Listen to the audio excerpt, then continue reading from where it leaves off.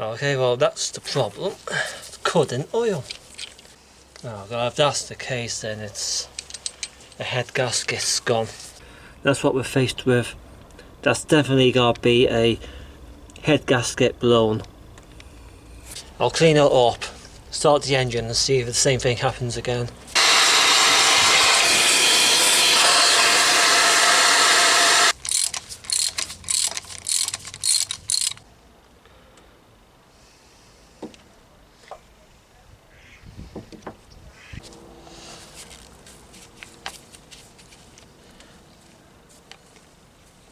Now I've been told that this isn't easy to test.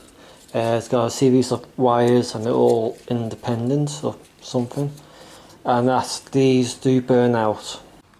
So I'm just going to go ahead and replace it.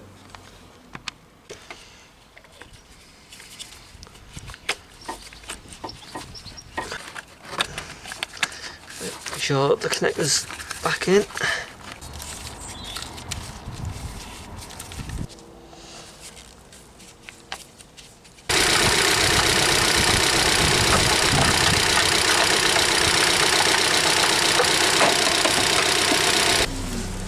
And just rechecked it, so